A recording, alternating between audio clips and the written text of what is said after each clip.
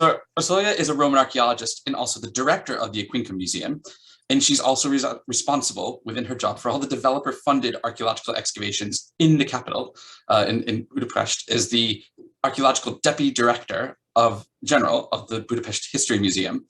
That means she's worked as a supervising archaeologist at the Aquincum Museum for over 20 years and has been deeply involved in planned and developer-funded excavations. Her main research interests are around Roman urbanization and the processes that involved urban development and the identities of those various people that have lived in the Roman towns. But she also gives a very good paper on Roman craft and industry as well. So the very accomplished Orsolya Láng. Sorry, take it away. Okay. Thanks again. So thank you again for inviting me and giving me the opportunity to present Aquincum and the upper part of Pannonia. So before I jump to Aquincum, I'd really like to give you a brief insight into where we are at the moment. So this is the province of Pannonia that is actually the western part of the Carpathian Basin, the area that is actually a corner side of the Roman Empire, bordered by the Danube in this part. We are talking about the province of Pannonia that was established between the 1st century BC and roughly about the 50s AD.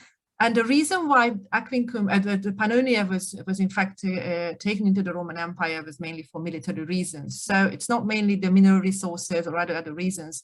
These are mainly military reasons. Because if you just try to look at the site here, you will see that the whole of Pannonia is in fact like a sort of corner area in the empire, facing by the Barbaricum from the north and also to the east. So that means if any barbarian tribes attacked the empire on either side, either on the north or on the east, and they got through the borders, their way was straight down to Italy. So that means in the case of Pannonia, it had a very important role in defending the Roman Empire. So the direction of the Romanization and the occupation was mainly down from the south to the north, first of all along the Amber Road, which is running more or less roughly where the border between Austria and Hungary is at the moment. And then also towards, down from the south east up to the southwest, sorry, up to the northeast, along the diagonal roads. And then later on along the Danube. So that means it's a gradual and very slow provincialization and Romanization of the area that ended somewhere around the 50s AD during the reign of Claudius. Just to give you a few dates, the few milestones in the history of Pannonia. 106, that means that was the first, the complete Pannonia, which was divided into two parts, Upper Pannonia, which is in fact the western part of Pannonia, and the eastern one, the Pannonia Inferior, so it's Lower Pannonia. The two capitals, one is Carnuntum, which is in present Austria at the moment, very close to the Hungarian-Austrian border, and the other capital became Aquincum, which is the forerunner of modern Budapest. The history of Pannonia went on fairly smoothly until the Marcomann Wars towards the last decades of the 2nd century, which meant a more than 10 years long battle with the Marcomann and Sarmatian tribes coming from the north and also from the east. So that was a quite hot road times for the Pannonians in both provinces, in both Superior and Inferior. That was then a relatively long peaceful period from the end of the 2nd century onwards towards the middle of the 3rd century, during which there was one modification of the borders in 216, when the area, the fortress of Brigatio, was actually just connected to Lower Pannonia. So that means the Pannonia Inferior became a 2-legion province instead of a 1-legion province. That again emphasizes the importance of the Lower Pannonia region. Up until the 1960s, things went relatively well when new barbarian invasions crashed the borders here, especially the tribes coming from the north and also from the east as well. And that also meant a general decline in the history of Pannonia.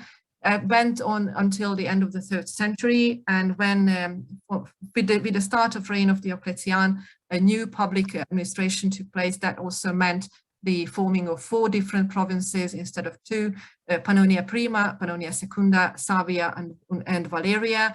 That means new capitals in each provinces. That means Aquincum lost its role as a capital, and then Sophiana, present-day Pécs, became the capital of this area.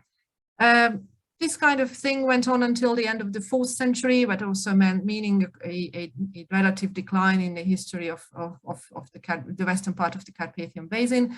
When in 433, the province was officially handed over to the Huns, not only Valeria, but the rest of the other provinces as well. And that only lasted for a couple of decades. And then later on, for a short period of time, these provinces were again taken back by the Romans, but only for a short period.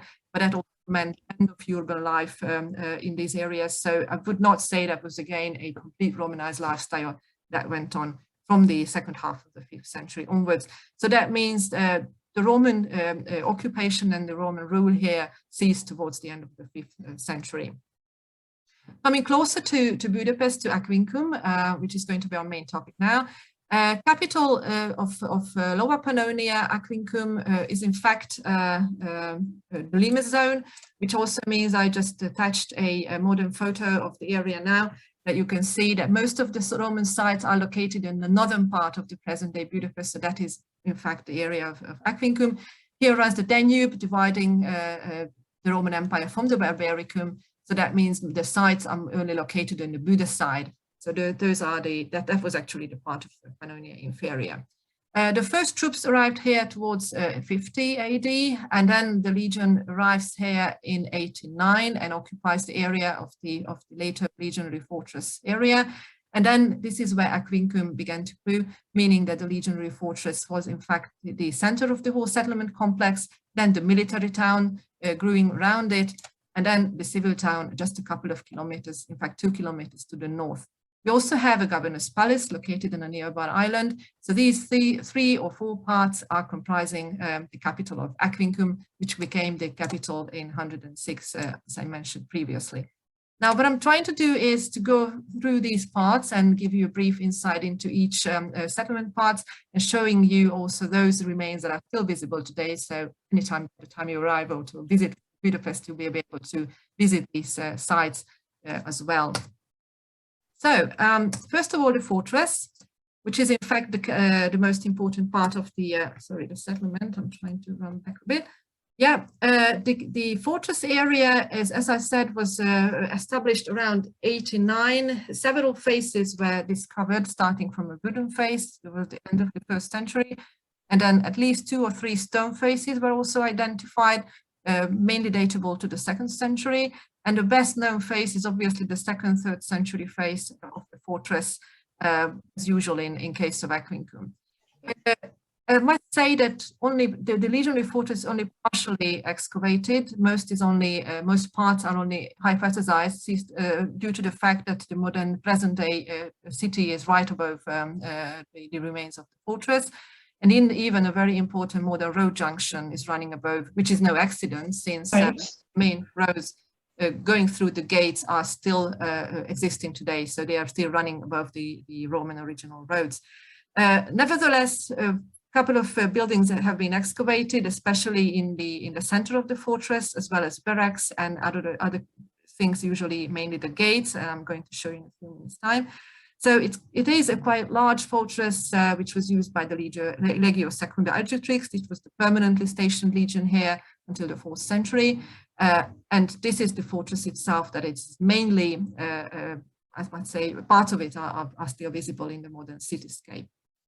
Now, first of all, the gates. 2 gates have been excavated, and the other 2, the western one and the northern one, are only just reconstructed. So we have no archaeological data on these gates so far. The southern one, the Porta Principalis Dextra, is more or less excavated with 2 rectangular towers, and the first barracks starting very close to the gates are also reconstructed.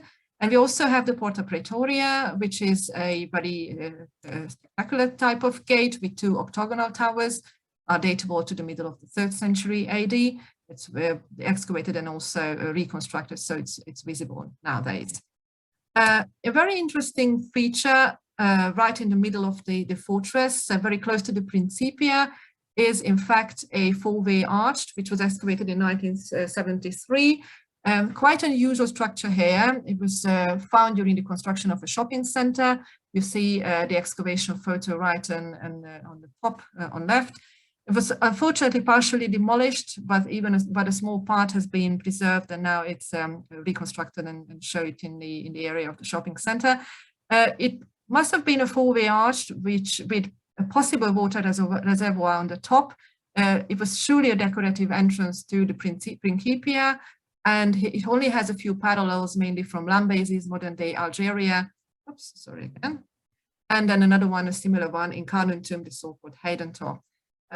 It is datable to the 2nd, 3rd century AD and was also probably used as the grammar point of the legionary fortress. So it is a quite interesting and mainly unparalleled feature in the fortress.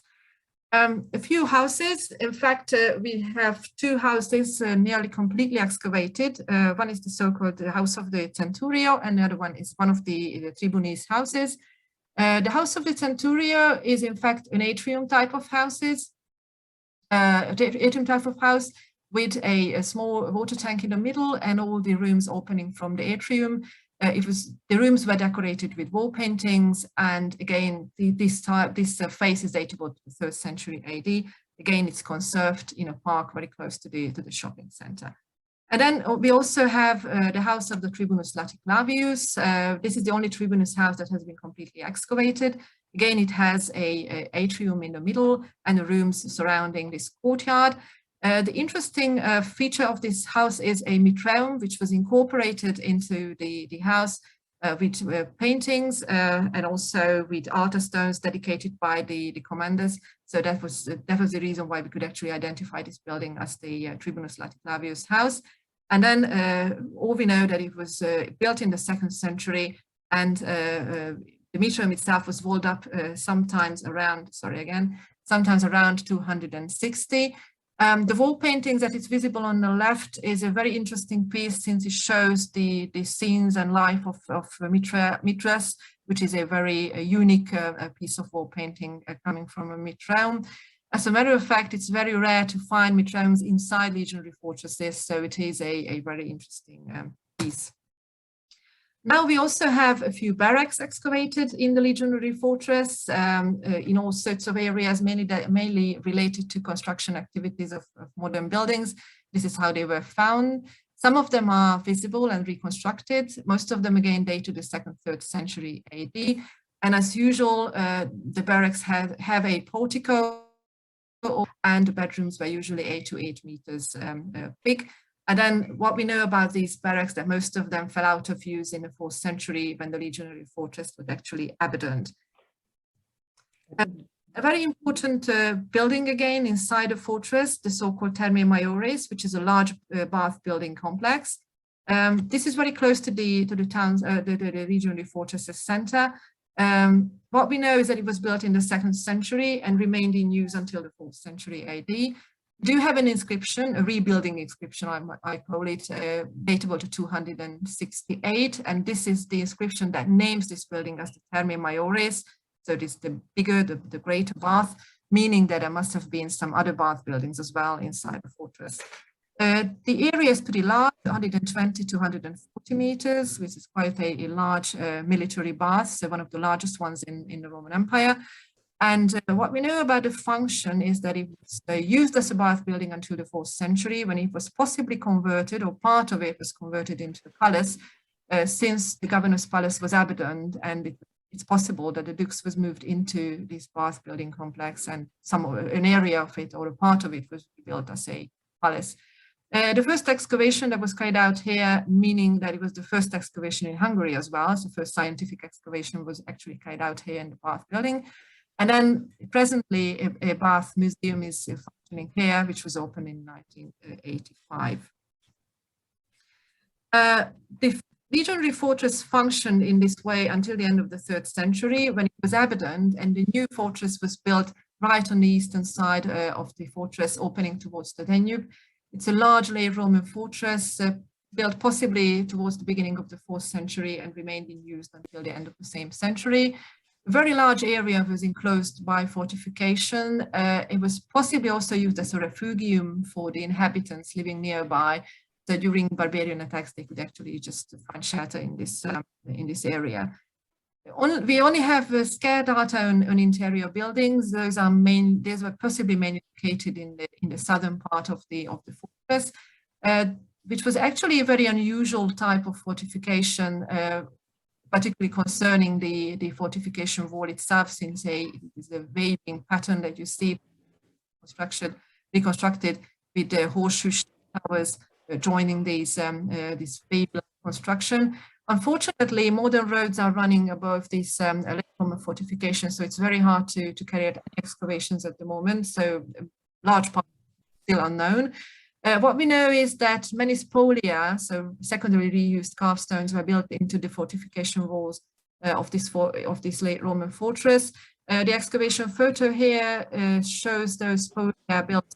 What you see here is that the wall was built into the ditch of the previous legionary fortress. So it is a very curious late Roman fortification, and there's still many things to discover about it since it's heavily built up these days. Now, again, still a military construction, the governor's palace, which is located on an island very close to the fortress and the military town. It is located on the so-called shipyard island. The first building dates to the 2nd century, and it was used until the 3rd century AD. It was emptied due to the rising level of the river. We know 5 faces, at least, of the main building, which is around 1,000 meters square. The large building had mosaic pavement, wall paintings, and several wings like residential, bath wing, private wings, etc. And it also had interior courtyard with fountain and altars dedicated by governors. So it is a very spectacular large complex, but originally it must have been a much larger area. Approximately 7 hectares can be hypothesized for the whole area. The first excavations were carried out in the 19th century, and small-scale ones still went on in the 1990s. Nowadays it's reburied because the later ship factory was actually constructed above the remains, but they're still there. So the walls were not demolished. They just refilled. The whole area was refilled. And where this red arrow is, this is where the palace, the main building of the palace is located at the moment. Most of the finds, like the mosaic sculptures, etc., were taken into the museum, and nowadays they are in the permanent exhibition of the Aquincum Museum. Just a slide on the several faces that were identified in the palace. As I said, there are different wings, like a bath wing, a residential wing, another wing for economic rooms with economic purposes, and we also have a large courtyard with fountains and altars, and also a small sanctuary somewhere here. And also a slide on the most interesting and nice finds coming from the palace, wall paintings, mosaics, altars, and sculptures. This is only a selection. We obviously have a lot more. Nevertheless, we do lack small finds. This is also due to the fact that the palace itself was emptied, so there are not many small finds coming from the palace itself. Now the military town, which is in fact the settlement that grew around the fortress itself. The whole area is quite large. It comprises more or less the present-day Óbuda. It has no fortification around it. What we know is that approximately 30 to 50,000 people could have lived here during the heyday of the settlement, mainly officials working for the provincial administration or the governor's palace, merchants and also obviously the family members of the legion's soldiers. So that is a large area. Well, more or less 10% is known of the whole town at the moment, since the present town actually just built above the remains of the military town. The 4 roads running out from the fortress divide the town into 4 parts. The top 2 parts, the northwestern and the northeastern part, are mainly dedicated to large and very richly decorated private dwellings, houses with mosaics and floor heatings, and also beautiful wall paintings. These are probably the 2 residential areas for those officials working for the provincial administration here. The southwestern part is a large area dedicated to workshop activities and industrial activities.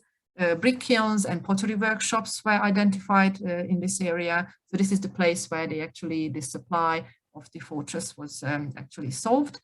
And the southeastern part is again more or less an industrial area. We also have warehouses all along the Danube bank here, but also have a small diversorium with very nice wall paintings and also a small bath wing, showing that it also has some residential function as well. We also have an amphitheater down here, the so-called military amphitheater, which is a large piece. Over 10,000 spectators could enjoy the games here at the same time. The arena is pretty large, is larger than that of the Colosseum. And the size of the whole amphitheater is, due to the fact that not only the inhabitants of the military town could actually use this amphitheater, but also it was probably also used by the legion for training activities. So that's the reason why it's so large. Again, we have some different constructions, the villas around Aquincum. So it's not only the military town on the fortress, but we also have villas. These villas are located along the main roads running out from the civil town. I'm going to talk about the civil town in a minute. So we can actually group them into two. One group of these villas are located closer to the civil town, so there's some kind of a suburban area. And another group of them are located along the Buda Hills and the foot of the Buda Hills here, and along the main road that runs out from the legionary fortress towards the next Roman legionary fortress, which is in Brigatio, present-day Komárom. Over 50 villas are known so far, mainly either the main buildings or the economic buildings are known from these villa estates. But since most of them were excavated between the two world wars, only just a few pieces are visible at the moment. Concerning the villas, we do have a very dense structure. Nearly every 500 meters along the main road, we'll find a new building related to possibly a different villa estate. And in this case, we're not talking about large estates. So these are small scale or middle size sort of estates, villa estates owned by the municipal aristocracy, veterans and local people. So we're not talking about imperial estates in case of Aquincum, but small sized ones that were actually they were just providing the food for themselves, but also for the city. And they remained in use again until the end of the 3rd century. And some of them, especially those that are located on the Buda Hills, were refortified and used in the 4th century for small garrisons based on the finds and the coins that were found there, datable to the 4th century. And also we do have a few segments of roads, especially of the diagonal roads that are running from the military fortress towards Komárom. Those segments are actually excavated. And now the another part, the civil town, which is located 2 kilometers to the north from the military town and the military fortress. This is the part of Aquincum that is well known to everybody, and this is where the archaeological park is located. The first excavation, large-scale excavations were carried out here, and they are still going on. So it's more than 130 years of continuous archaeological research that's going on in the case of the civil town. Nearly the whole town is available for research, since it's fortunately free of any later or modern building activities. So it's not built up by any modern buildings here. Only a few roads disturb across the Roman town. The museum was founded in 1894 together with the park, and approximately half of the settlement is uncovered nowadays, even though we know about 80% of the whole settlement. What are visible nowadays are mainly the town center with bath complexes, houses, the forum area, obviously, roads, sewerage system. We have another amphitheater, which is just outside the city walls, and also the aqueduct. What you see nowadays in the park are the result of a large-scale conservation project carried out between 1963 and 1990. And nowadays, small-scale planned or control excavations are carried out, as well as planned, preventive excavations related to reconstructions of the roads and railways that run here. The history of the civil town in brief is that at first a vicus formed here somewhere around the forum area, which is the very first settlement with pit features and pit houses, pit dwellings, datable to the last quarter of the 4th century. And it was actually established more or less the same time when the legion arrived to the area of the later fortress. So that is more or less correspondent with that. The town grew out from these small vicus, and the first stone buildings are datable to the early 120s, and it gained the rank of municipium somewhere in the early 120s, and then the rank of colonia in 194. And it was evident towards the end of the 3rd century due to the fact that the fortifications were demolished by that time. So the whole town was actually exposed to the barbarian attacks since the Danube is very close. And it was not actually attractive anymore, not even from the economic point of view. So people possibly just moved away from here towards the legionary fortress, towards the military town. So it's a relatively short-lived settlement. Nevertheless, it's the visible part of the whole settlement complex nowadays. The museum actually conserves and exhibits all the finds that come from either from the civil town or the other parts of the Aquincum settlement complex. We have permanent exhibitions dedicated to the governor's palace. The finds that I showed you previously are all located in one of those permanent exhibition halls that we have. We also have an exhibition hall dedicated to the water organ. It's the famous Roman musical instrument that was found in the civil town during the construction of a modern building. And then obviously we have other pieces like the visual storage, where we have a chronological and thematical exhibition of not only Roman, but also prehistoric and migration period finds. We do have partially reconstructed Roman buildings, such as the so-called Painter's House, which is a model of the Aquincum type building. And also a Mitreum was partially reconstructed. The Mitra cult was very popular in Aquincum, and only in the civil town we do have 4 Mitraeads. And one of them is reconstructed and but is visitable at the moment. We also have open-air permanent exhibitions, such as the so-called Tegularium, where we have a selection of Roman building materials, and also a small millstone exhibition. So again, it's an open-air exhibition. Anyway, to sum up Aquincum and the Pannonia history as a whole, I think talking about 130 years of constant archaeological research, we do have a fairly complete topographical picture of the settlement complex of Aquincum. Nevertheless, the data are still increasing due to the continuous modern building activities that go on even nowadays. Numerous shopping centers and housing estate, whatever, are still being built in Budapest. So we do have many data coming from these excavations related to these construction activities. Concerning the several parts, the legionary fortress itself is, as I said, is only partially excavated, so still a lot to do here. So whenever there is a public utility trench dug here or a small scale building activity, we're always there, because every single data coming from here are very important to understand the fortress history. The military town, the Danube, is, as I said, only about 10% is known due to the fact that the modern city is built above the military town. While the Colonia, the civil town, is much better known. In fact, it's the archaeological park itself, when the authenticating excavations and evaluations of all the research documents are still needed, and we do work on these type of researches. The museum that is actually functioning or operating in the park, the duties of the museum are the excavations, obviously, and also to incorporate the Roman-built heritage into the modern cityscape, sometimes on the claim of the developers. And obviously, maintaining the already excavated remains is very important, and I must say, an everyday task. So before I thank you for your attention, I hope I could give you a glimpse or an insight into the history of Aquincum and a bit of Pannonia as well. And I hope you enjoyed the presentation, and thank you very much for your attention. So Ioana Oltean is a senior lecturer in archaeology at the University of Exeter, and she specializes in the reconstruction of ancient landscapes and the evolution of settlement patterns from the late Iron Age and into the Roman period. And she has a particular interest in Roman Dacia, which is modern Romania, as well as Roman Britain. And her work has been integral, in fact, fundamental to a lot of the digital mapping and aerial reconnaissance work, which has happened in Romania over the past 20 years. And she's the co-director of investigations at Colonia Dacia Sarmagatuza, as well as the Ippelden archaeological project down in Devon. So thank you very much for joining us today, Ioana, and take us away. Oop, just don't forget to unmute.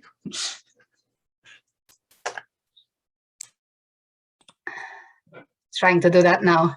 Thank you, Rob. That just reminded me that I need to update my information on my webpage. Okay, well, hello everybody. The plan for this afternoon is basically to stick with the brief that I received from Rob, which was to provide a brief introduction into the archaeology of the province with specific reference to the archaeology of the Roman frontiers, which I gather that most of us today are interested about. I'm just going to quickly check with Rob. Are you seeing the proper slide or the one with the notes or not? We're seeing the proper slide. Brilliant. Thank you. Haven't done this in a while, so there you go. Right. So Dacia is the province beyond the river frontier line. In general, as you probably have seen already last week, perhaps with the presentations, rivers are thought to make effective and very efficient frontiers. And this was certainly true for a long period of time for the Rhine-Danube line across Europe, which is a statement that Romans understood and took full advantage of their perceived strategic benefits. Now, however, sometimes things became a bit more complicated and required a different approach. Now, one such circumstance is when the river line as a landmark becomes a bit too fuzzy. And the second one is when political pressures dictated that unruly barbarians on the other side were too much of a problem and perhaps needed to be dealt with. Now, the issue of how well we define that river frontier is certainly the case on the lower Danube. It was a problem to some extent on the lower Rhine, but on the lower Danube, the problem is a little bit bigger because in fact it stretches well over 800 kilometers as an entire lagoon ecosystem of river streams interspersed with marshes, reeds, willows, and tall grasses. And the whole landscape hasn't really changed until later into the 20th century with the major dam constructions further upstream along the Danube. Now, back in the Roman period, during the winter freeze, these wide marshes became wide flatlands, which stopped being a detriment and became really very favorable grounds for attacks. This ecology handily enabled the second exceptional circumstances, i.e. political pressures. So on the lower Danube, frequent winter raids have been recorded by Roman histories all through the 1st century. And really, whenever bad press was required in political power games, Domitian's campaign into Dacia is a powerful example in this sense. Its end with the loss of one legion and with said extensive subsidies paid to the apparently fairly irreverent Dacians did nothing to raise Domitian's fading popularity in Rome at the time. So it's always the political side of the story that tends to be publicized both by ancient and modern historians. The story of Dacia's fall in under the Roman rule is written most extensively by Cassius Dio in his histories and by Apollodorus of Damascus on Trajan's column, with different means, obviously. But the story as it is centered around the significant figures of the Emperor Trajan on the Roman on the one hand, and that of the last Dacian king, Decebalus, on the other. Now, the story of the two quick campaigns of 102 and 101 and 102 and 105, 106 AD, with the Roman troops focused on the capturing of the royal core site at Sarmizegetusa Regia. You see here a nice shot of the sanctuaries compound that was a main feature there. That story still captivates the audiences with its considerable doses of grand epic narratives, heroism, and gold. What's not to like really there, is it? So Dacia is conquered by Trajan suddenly, and much of it is subject to provincial organization. The governor's seat was at Apulum, right here, where are you seeing my my mouse moving? I hope you do. I'm just pointing at it right now, so hopefully you can see. Yeah, that's visible. Okay, brilliant. So that's Apulum there, where the Legion 13 Gemina was stationed for the entire duration of the Roman presence in Dacia. The seat of the financial procurator, however, was at Sarmizegetusa, the Colonia Sarmizegetusa in this case, and other legionary units, apart from that at Apulum, which was a constant throughout the Roman Dacia as a province, was another briefly one stationed here at Berzovia, the 4th Flavia Augusta, which is retreated by Hadrian. And then the later introduction at Potaissa of the Legion 5th Macedonica moved from Tresmis there. So this map is the most recent map of Dacia, and I borrowed this background from my colleagues, but indicates very well the territorial extent of the Roman occupation there, all the way to the abandonment of the province, which probably happened under the reign of the Emperor Gallienus, and was certainly completed by Aurelian's reign in 270 AD. So there were several territories there previously occupied, which were abandoned sooner, such as this big blob that was attached to Lower Mysia until 117 AD, or the Banat region, which had shared a similar faith, or indeed later this likely district of gold mining and extraction that probably was only occupied until the Marcomannic Wars themselves.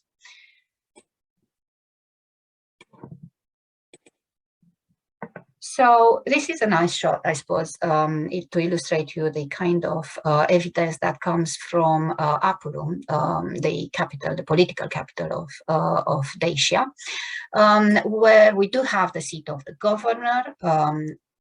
The remains of the praetorium were discovered here. You've got a drawing of the early excavations there by that you can see probably a lot of bath complexes integrated in the structure of the palace, but also the remains of the southern gate into the fortress here on the hill. And as a site, it was probably the most complex one in Dacia and in the region as a wide urban landscape. This one included not one chartered town, the first town emerging here closer to the line of the Mureș River, and which quickly raised to the rank of Colonia, but also a second one that overlapped, that cut through part of the Canabae legionis, of the 13 Gemina, and which we know for sure that it was at least a municipium, possibly a colony as well.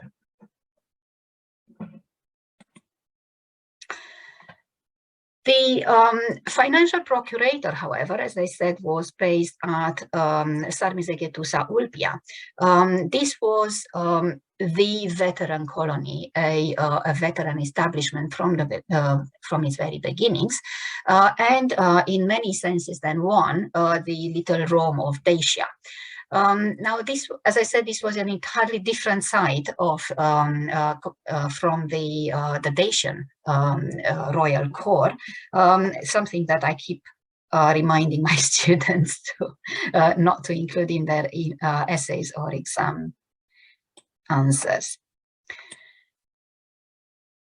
Now, okay, so the province is conquered very quickly, very swiftly, efficiently. But if the Danube is no longer a divider here, how the issue of the frontier control was being resolved? So Dacia is widely seen as a heavily militarized province. According to the most recent tally, which is actually now available, luckily, over the internet via the limesromania.ro, is as many as 364 military sites recorded there for the entire area of the modern Romania. Now, some of these sites might be covered by Emily later on, and as they are positioned in the Lower Mysia rather than Dacia itself. And many of the new entries into this database belong to a series of linear ramparts that are cutting across the Banat region. So obviously not all of the 364 sites were indeed forts or fortresses. Many of the new recorded sites also are luckily, as it addresses a previous bias in the research, they relate to smaller installations, such as, for instance, towers, especially in the northern part of the province, but also to some extent in the east. So generally, this leaves the Dacian provinces here, and I mean Dacia, the northern part of Dacia, which was Dacia Porolicensis, the central part, which was Dacia Apulensis. So Porolicensis would be in here, Apulensis here, and Dacia Inferior. That was also named superior to start with. Dacia Inferior, all Malvensis separately. We all have them here as probably as many as 100, more or less, forts and the few fortresses that I mentioned earlier. But even these were not all occupied at the same time. It's until there is more evidence on the exact dating of each site, the safest estimation that we can get from Dacia is actually from epigraphy, where Ioan Piso a while ago now has collated that, has estimated that probably in a period of high need, and so on exceptional circumstances such as during the Marcomannic Wars, as high as many as 60 auxiliary units would have been present in Dacia. Now, of course, given the length of the frontier stretch over that had to move across the Carpathian Mountains all the way to the Danube, even these bases would have barely covered the needs of the limes, as very few sectors of the frontier would have had a ford at less than 15 kilometers away from each other, and indeed even that distance, if that distance would have been much more than that, even more than double. Now, the river strategy is not fully abandoned, especially along the Old River, where a range of auxiliary units are positioned on both sides of this tributary to the Danube, especially in this sector. And you can see, oops, something happened. We're going too fast. Yeah, so where you can see the Old River corridor on this aerial photograph, where a series of fortifications would have been in close proximity. though, as I said, not all necessarily occupied at the same time. But essentially, the main strategy was focused on the corridors, on the natural corridors that connected the inner part, encapsulated by the Carpathian mountains, which is also so-called Transylvania, and no, it's not Halloween today. We have them effectively marking the entrance corridors, towards Transylvania. This was the reason for their positioning there. And a typical example for this is the fort at Brescu here in the at the easternmost limit of Dacia in the Eastern Carpathians, which is guarding the entrance through the Oituz Pass. Now, less is known about the wider limes system in the Eastern Carpathians, about smaller fortifications, though more recent aerial reconnaissance programs, sadly not by me, but by some very, very valuable colleagues, have started to identify such sites there. Fresh assessments have also been produced by Romanian colleagues along the northern or Porolisum limes to update and enhance our knowledge of the frontier there. Now, indeed, the limes landscape at Porolisum hosts the most complete to date and best understood system of border control in Dacia. This includes a customs post, or a gateway, in many ways not dissimilar to the mile castles along Hadrian's Wall, and which was located immediately outside the main auxiliary fort there. The system included also linear ramparts, fortlets, and watchtowers. Computer-based spatial analysis, such as this one by Horatiu Kocic, have helped model intervisibility between forts and their outposts and the ways in which they were able to exercise effective surveillance over presumed access routes, as seen in this example from Brebi. Yeah, that's the region there. But more complex analysis combining gradual ranges of visibility over targets with natural, topography dependent pathways and with access ranges within time units, here on this slide portrayed at 15 minutes, slices up to 2 hours, have only been produced so far to better understand the Roman strategy for taking control of Sarmizegetusa Regia area during the conquest wars. So, and they have not yet been used for the Dacian limes itself. The value of this analysis in the case of the conquest of Dacia was that they exposed the advantages and weaknesses of each position, highlighting their increased chances of success in siege operations in working together as a system.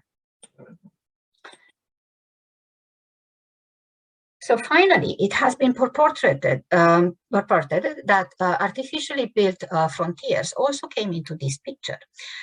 This is the Transalutanus limes. You can see it here as a dotted line, which is a linear earthwork cutting across the plains, across the south,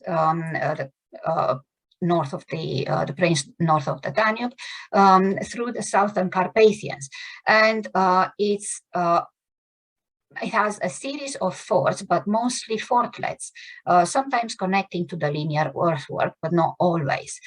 Here you can see the fort at Flămânda, possibly another one, but it's less certain, which connects to the line of the Transalutanus, but neither of these two fortlets are connecting to it.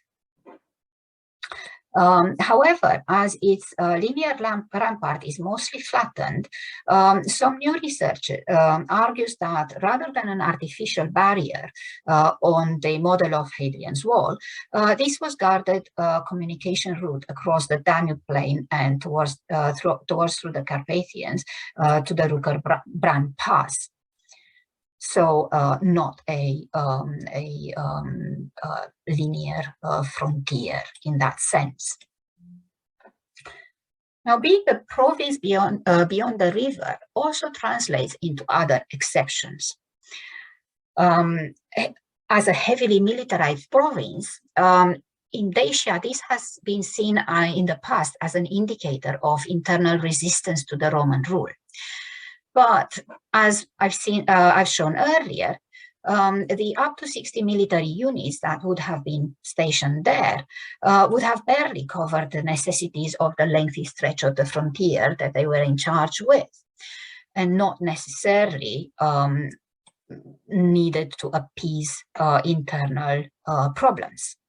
Nevertheless, more than their signature specialist battle skills, these troops bring along with within the region a diversity of cultures without precedent before and indeed after the Roman period, and which became an important part of the social DNA of the province. The society of the Dacian limes is one that promotes deep military values and lifestyles. It is a sum of diverse ethnic societies, yet sharing broadly similar career pathways and opportunities, which they actively cultivate for themselves and their own families. This fragmentary funerary monument, probably coming from Porolissum, has been anonymized by the loss of its inscribed part. It does not spell out which of the many ethnic units stationed there the characters belong to. Were they Itureis, Spaniards, Dalmatae, Lingones, Thracians, Palmyrines, or even Britons. But what remains from this monument is enough to make it clear that we are dealing with a soldier and his family. They are all depicted there, even if not very skillfully. Father, mother, 3 sons, 2 of them in the military careers themselves, and 2 daughters. They're all depicted rather stereotypically, of course, but in a way that indicates clearly their social status. While all the men are portrayed in military attire or toga, it is down to the women to stand testament that the family retains and is able to perpetuate the right ethnic background necessary later on for local recruitment, perhaps. There is a strong military influence in the constructions present and that can be found in civilian settlements outside the forts, which is to be expected. It's normal along the Roman limes. The so-called strip buildings, possibly much similar to what Orsolya is digging in Aquincum, these so-called strip buildings are ubiquitous, of course, but other types are also present. Barrack-like structures, even an air building in Mycia here, and so on. And more coherent site plans, however, now start to be available only now due to the application of above ground or indeed ground-based remote sensing. The most extensive such plan is at Mycia, where it is possible to identify areas of busier sectors from areas of burial and indeed with suburban activity. In this particular case, villa-like houses with yards apparent quite unexpectedly. These tend to be related more often than not with civilian urban centers. Yet, despite the fact that in Dacia, various military vici, like Porolissum itself, have been eventually granted municipal charter, there is absolutely no evidence that this was the case for Mycia too.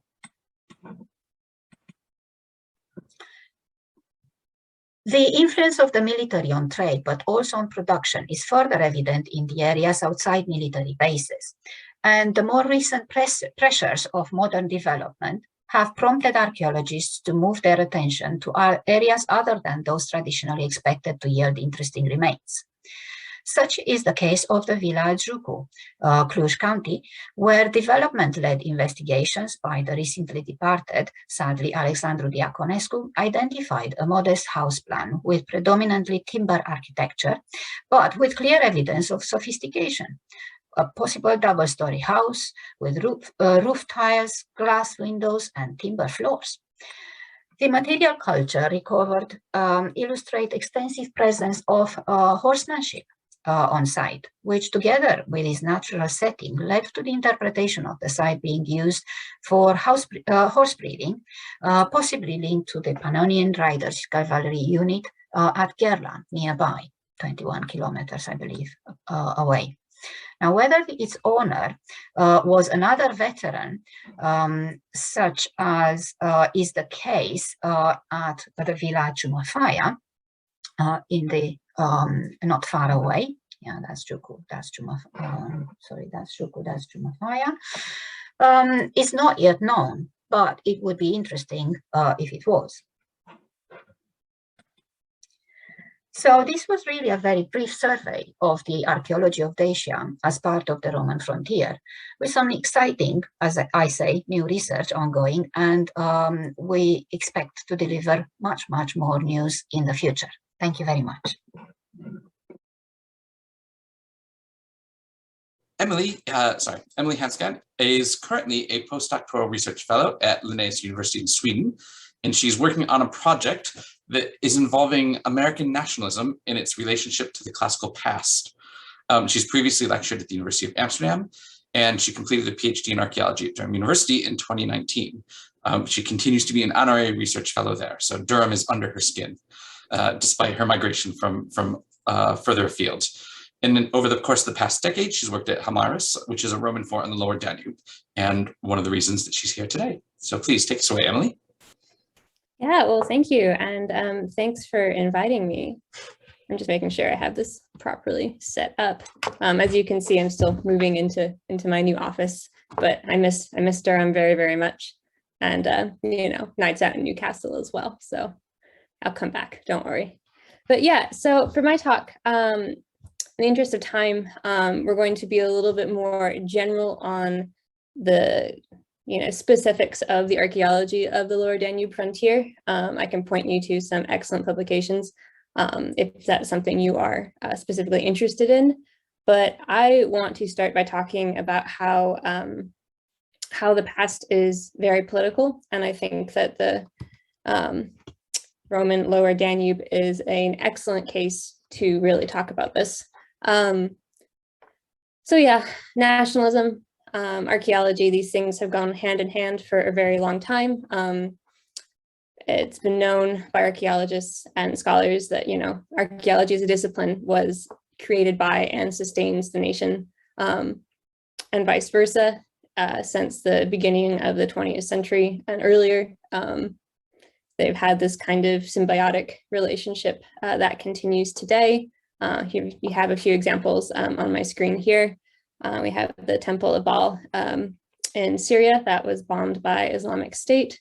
We have the continued efforts to bring the Elgin marbles home to Greece, which I understand they've now offered a swap with the Mask of Agamemnon to the BM if the British Museum will send the Elgin marbles back, which is a whole nother kind of like interesting proposal, but don't want to get distracted. We have the raising of the Nazi flag over the Acropolis during World War II. A little more recently, during the Scottish referendum, we have the kind of politicalization of Hadrian's Wall, as this will be the new border between between England and Scotland if Scotland vote to secede. Never mind Northumbria. Sorry, you guys don't count.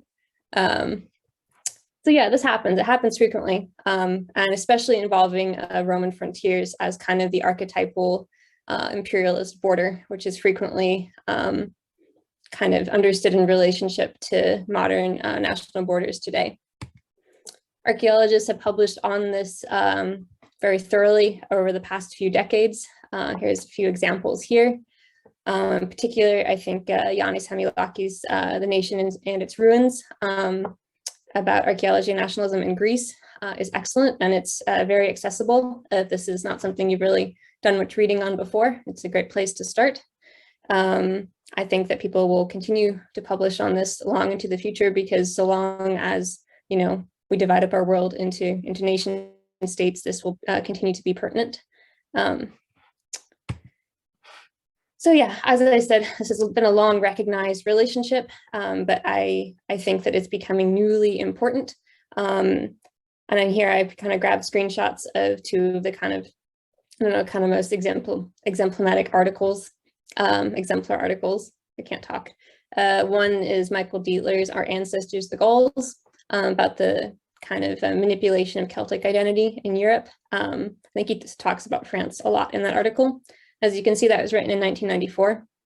And then we have a very similar article written in 2018 by Richard Hingley from Durham, talking about Indigenous Iron Age and Roman identity and how it's received in modern Britain today. But yeah, I think all of this is becoming newly relevant again. Archaeology is kind of a broader conversation. Did the nationalism, it's sort of a sense of we did the nationalism thing from like the 90s to the early to the 2000s or so. And then clearly the world was becoming more and more globalized, and you know, nations are going to recede in importance. That's kind of what the thinking was. So generally people started talking more about like post-colonial critiques, which are also extremely relevant. And the publications about nationalism sort of waned. But they've come back with renewed vigor in the last 4 or 5 years, as it becomes clear that we're living in this climate of resurging nationalism and far-right populism globally. And it's really important that we understand how narratives of the past are embedded within that. So why am I talking about this at the beginning of a talk that was supposed to be on the Roman Lower Danube in Romania? Well, Romania and the Roman Lower Danube is a really good case to discuss, to sort of understand this relationship between archaeology, perceptions of the past, and national identity making. And part of this, as Ioana has already discussed, is simply in terms of geography, in terms of how peoples moved around during antiquity and how they engaged with this specific landscape. Yeah. And the Lower Danube in particular is really important. I'm just going to go back to this map for a second. Cool, I can get my cursor going. This is fun. Romania is obviously on the southeastern borders of what we understand. What we understand as Romania today is obviously on the southeastern borders of Europe. It's similarly on the kind of northeastern borders of the Roman Empire in antiquity. And when we saw movements of peoples taking place, as I'll talk about here in a bit, generally there was a lot of movement off of the steppe coming this way, entering the area that we now see as Europe. And the Carpathian Mountains formed this excellent arc, and that combined with the Black Sea meant that these populations were funneled straight through here. And this is exactly where the Roman Lower Danube frontier was located. So this is kind of the area on the other map that I was indicating. Here it is here. And here are the forts of the Roman Lower Danube, which is the only thing, in some cases, standing in the way of these peoples moving further into the ancient Mediterranean. So this landscape is crucial.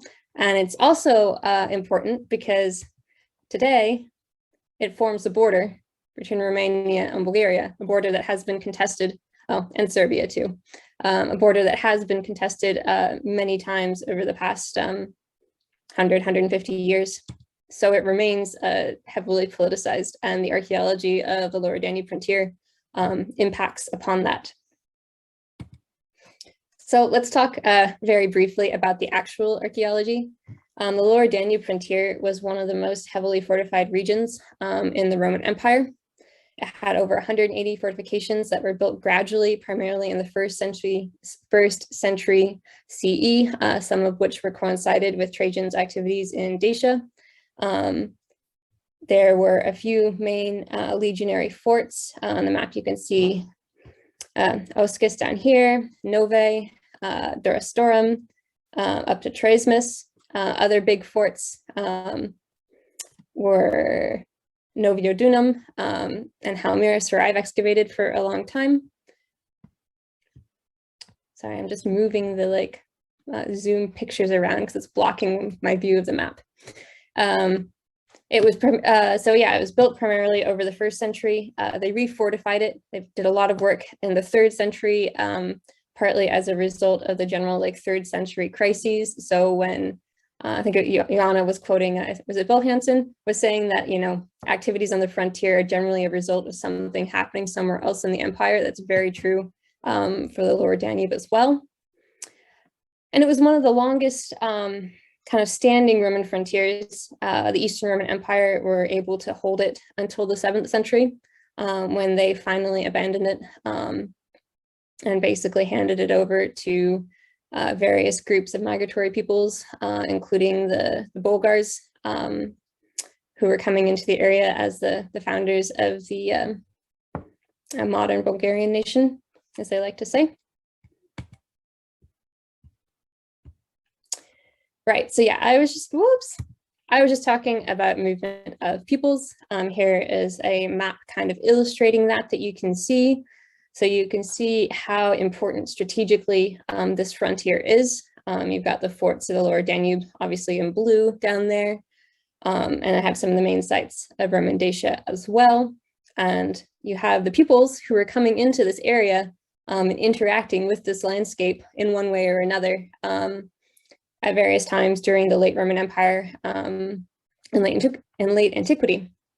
So it's kind of like who's who was invading the Roman Empire. They all came through here because of the geography. I think generally it created this kind of Great Mountain and Black Sea population funnel. And the Lower Danube frontier was there, and sometimes ready and waiting to receive them, but other times not so much. If you're interested about this sort of history specifically, you could read John Wilkes has written a survey of the Roman Lower Danube, I think in the early 2000s. That's open access online. So if you're interested, I can drop the link to that in the chat here in a bit. But yeah, so immigration has always been an issue, and it remains a special issue today. And so you can kind of see how the way we understand how the Roman Empire dealt with the massive movements of peoples impacts the way we understand movement of peoples today in this very recursive relationship with this dialogue about fortress Europe happening today. And the same region, like southeastern Europe, is exactly some of the regions that are now seen as being under pressure. So this then, obviously, the perception of the present that it impacts upon our perceptions of the past, because archaeology is a very social practice that's embedded within the contemporary world. Yeah, okay, so here's another map. Also, I like maps. Also illustrating the geography and the way peoples were moving. I'm going to talk in a minute about how the Romanian national narrative was constructed upon perceptions of the Iron Age and Roman past in this area. And generally what I want to show here is just how many different peoples have impacted upon this landscape at various times. And the tendency of a national narrative is it focuses on specific peoples and excludes others. And this is a choice, a very active choice that's being made. But it's a choice that is generally, people want you to see it as, something natural, or this is exactly the way it worked, right? And it's not something that we just decided to make up for political reasons. And this is how it works everywhere. I'm not picking on Romania. Romania is a great example because it's a country named for the Roman past. So yeah, we could talk equally about Roman Britain and British nationalism today if we wanted to. So yeah, so I'm just trying to highlight here that the region of modern Romania has had a complex and diverse past, but the Romanian national narrative focuses on one specific moment in that past. And here you can see a cool map that has the outline of the borders of modern Romania overlaid over the Roman Empire. So you can see how much Roman Dacia has filled up the modern country of Romania. And then you've got this little area over here that was Moesia. And here's the Lower Danube coming up this way. So at various times, the Romanians have had three myths of origin, kind of depending on the political situation in the country. Originally, and this was conceived in the kind of the Enlightenment period, when everybody was nation building all over Europe. It was, the first idea was the myth of Roman origins, or that the Romanians are the direct descendants of the Romans who conquered Dacia. And this was kind of in place when the very early stages of nation building, and it was very useful for a country in Southeastern Europe to identify themselves with the common ancestors of Western Europe, saying, hey, we belong with you guys, not with the Ottomans who have occupied us for centuries. And then later, when Romania gained, I'm talking very, very generally and briefly about this. It's very complex, but this is a kind of a Cliff Notes version. But then later, when Romania gained some kind of national independence and stability, they tended to shift towards recognizing the Dacians a little more. And it became more that the Romanians were the direct descendants of the Dacians, who were the peoples conquered by the Romans. But there's also this kind of mythology that spread up around it, that the Dacians tended to fiercely resist the Roman occupation and were partially, or wholly responsible for why Romans were only be able to hold Dacia until 275.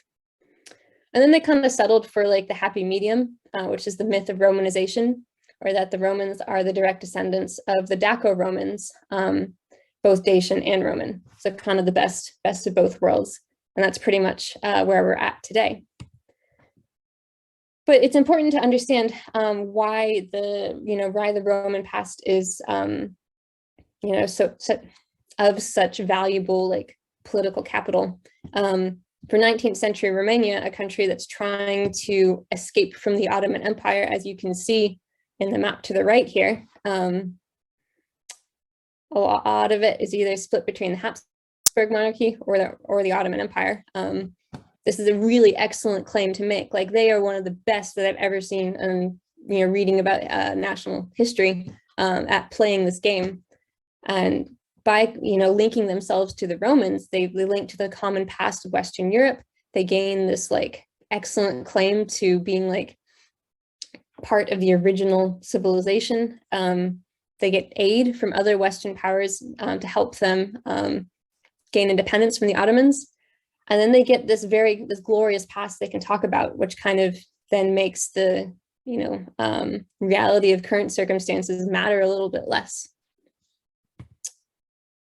So when it came time to do archaeology in Romania, which began in the late 19th century, one of the first areas that they targeted for a sustained archaeological campaign was the region of Dobruja, which is highlighted in red. Oh, I just pointed at my screen, sorry. Just highlighted in red here. And they went and looked to find the Roman past. And a scholar called Turculescu went, and he was sponsored by the Romanian Academy, so basically by the Romanian government. And his explicit goal was to reveal the national cultural heritage that had been hidden by the Ottomans, by the Ottoman Empire, having occupied this region for centuries. He was wildly successful, identified something like 60 Roman sites and found 600 inscriptions. He never really got the chance to publish, and he only ever published the work he did on the Tropaium Traiani, which is one of the monuments that I think Rob asked Ioana about. It's a Roman military monument, which we will talk about, military trophy, which we'll talk about here next. And it's located down here. So not exactly on the frontier itself, but just in the sort of hinterland. But it's very much a part of the, kind of the overall story of the frontier and of this landscape. So yeah, the Tropaium Traiani is also like extremely important for, the understanding and the study of the Tropaium Traiani has been greatly impacted by Romanian nationalism. So here on the left, you can see it as it was discovered in the late 19th century. And here on the right, you can see it as after reconstruction that happened in, I think, the 1970s. It's a beautiful place. If you get the chance to go, I definitely recommend it. It looks astounding. And that's part of, what it was meant to do. It was meant to awe and astound you at Trajan's success in conquering Dacia. So it's built to honor Trajan and to mark his successful defeat of the Dacians in the Dacian Wars. So that's why it was built. And when you go there, you can see how it's been received and understood within the Romanian national narrative. So here we have Lucian Boia, who's writing in the early 2000s about how important the Romans continued to be for the Romanian country. And it says the excellence of the foundation myth guaranteed the excellence of the Romanian future, in spite of the mediocrity of the present. Through the Romans, the Romanians could present themselves as the equals of anybody. And he's talking about what they were doing in the mid-19th century. So you sort of say, okay, done and dusted, that's what happened long ago. It's not really what we do today. But then you go and you look at the display board and you see below what it says. This is a photo I took in 2018. It says that the significance of the complex was recognized by Grigor Turculescu, who has shown that the triumphal monument is the birth certificate in stone of the Romanian people. So yeah, there it is. It's right in front of you. And it's interesting because the monument is actually showing Trajan defeating the Dacians. So depending on which Romanian national narrative you're going for, whether they're descended from the Dacians or the Dacia Romans or just the Romans, that doesn't all work for that. So it's kind of interesting to see what's exactly going on there. So yeah, I just want to wrap up because I'm conscious of the time, talking by one additional place on the Lower Danube. Yeah, but before I do that, there is one more brief kind of note, and that's about the Dacia Roman continuity thesis. That's kind of what the national narrative has kind of solidified into over the past few decades. It's the idea that the Romanians are directly descended from the Dacia Romans, from the Dacians that were civilized by the Romans. And this, of course, doesn't give space for any of the other peoples that moved through that territory in late antiquity. If you remember the long list of peoples that have impacted on that region, this kind of ignores all of that and says, no, this is where we're from. There's entirely continuous. They were not impacted upon at all by the other peoples who moved through the area. One of the quotes from one of the texts that I've read, something about how the Dacia Romans survived the age of migrations with their ethnic and cultural identity intact. And there are debates over whether this happened because they hid in the mountains of the Carpathians or whether they hid in the forests. This is all kind of, dated debates, but it's still kind of this underlying assumption that's present all the time. And so in this sense, it's something called methodological nationalism, which is the false assumption that the nation state is a natural social and political form of the world and wasn't something that was just invented. And so we forget that these ideas about the past are just inventions like the nation state is. So it's vital to remember that these narratives are inventions. Because when we forget, then we get stuff like this kind of pseudo-scholarly book that was published about the lost Romans who lived in Romania. It's wild. And then we also get monuments like this fellow, who is sitting in the iron gates of the Lower Danube. This is the border, obviously, between Romania and Serbia. And this is Decebalus, the king of the Dacians, that was defeated by Trajan. So here's the area we're talking about, just here. So the Iron Gates as a place is fascinating, and I have not gotten to go there yet, but if any of you can, I think it would be super, super cool. It's also it's archaeologically a fascinating landscape. It's also the location of Lipinski Ver, which is really cool prehistoric site. It's known as the first city in Europe, and it was occupied between the 10th and the 8th century BCE. So my brain's not working. Something like that. Numbers are hard. You can see it on the screen. It's also the location of Trajan's Bridge, which was constructed in 105 before the Second Dacian War. Unfortunately, you can no longer see the bridge.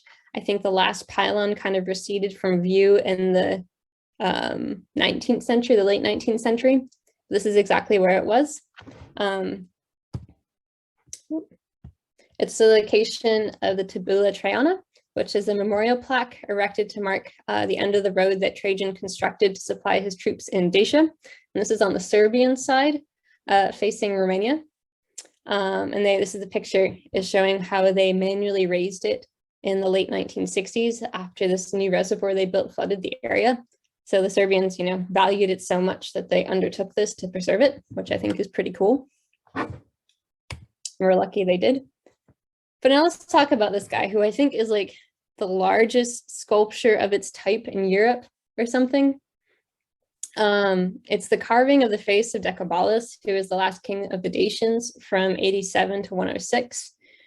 He initially defeated the Roman army at Tepe in 86, 87, and then he was defeated by Trajan in the Dacian Wars, and he's depicted on Trajan's column, which Ioana talked about, committing suicide. So he's a very well-known figure, kind of in the the existing monumental material culture. He's been known for a long time as kind of a national hero of Romania. This goes along very well with the Dacia Roman origin myth. He's on postage stamps. Ceausescu, the communist dictator, was a huge fan.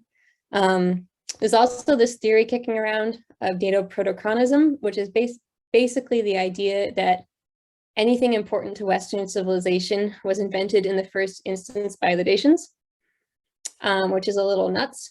But the statue was commissioned by a Romanian businessman who was the leader of the Dacian Protochronistic Society. And he spent, I don't even know how much, but a ton of money and a decade to build it. Oh yeah, and it's the tallest rock relief, that's what it is, in Europe. And he placed it directly opposite the Tabula Traiana. So it's a very weirdly nationalized space just to have, a giant version of the King Decebalus staring down at Trajan's plaque today. And I believe he offered, the same businessman, I believe he offered the Serbians money to build an opposing sculpture of Trajan, but I think they turned him down. So now it's Decebalus all by himself today. But you can kind of see how perceptions of the Roman past continue to dramatically impact upon this region, and how the kind of the landscape itself has been shaped by these perceptions, or continues to be. So I think there's a lot of interesting things, that we can continue to discuss about this.